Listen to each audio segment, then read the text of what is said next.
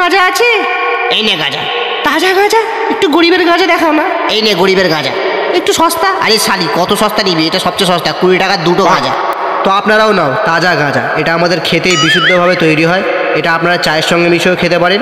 তাজা গাঁজা, খেতে মজা, 20 টাকায় 2টো। তো খাও আর মরে যাও।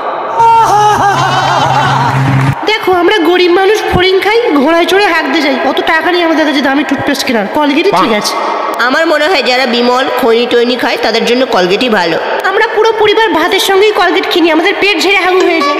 আমি তো সারা তোদেরকে প্রথমেই বলেছিলাম কলগেট ব্যবহার করতে। এই দেখ কত মজবুত। দেখ গাড়ি চালাতে গিয়ে যদি অ্যাক্সিডেন্ট হয়ে যায় তুই মরে যাবে, কিন্তু তোর দাঁত মরবে না। আমার মেয়ে অনেক গুল খায়, সেই জন্য আমি ওকে কলগেট দিই। কলগেট সব গুলের দাগ ধুয়ে বের করে দেয়। কলগেট হেভি জিনিস। তোর মায়ের 1 নম্বর ভরসাওয়ালা কলগেট নাও আর দাঁত পরিষ্কার করো। কলগেট। আমার আম কোথায়? আম কোথায় আমার? চুষবি? দে না। চল ভাগ শালা। নিজের ভাইকে আমের জন্য শালা বলছিস? শালা নিজের ভাই বলে চুপ করে আছি।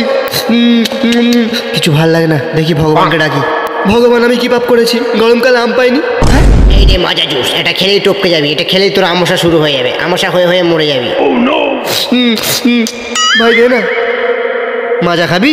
হ্যাঁ দে না দে না। চাকারিয়া শালা, খেলেই আমশা। এটা মাজা না, এটা সাজা।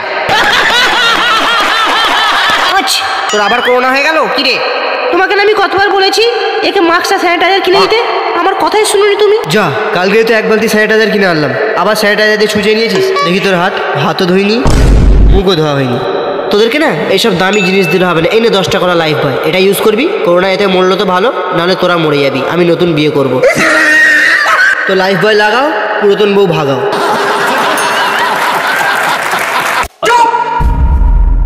আর ভিডিওটি তোমার বন্ধুদের সঙ্গে শেয়ার করতে ভুলবে না। আর এরকম টিভি আর ডাবিং সিরিজ তোমাদের ভালো লাগে কিনা নিচে কমেন্ট করে অবশ্যই জানান, তাহলে আমি এর আরও পার্ট আনবো।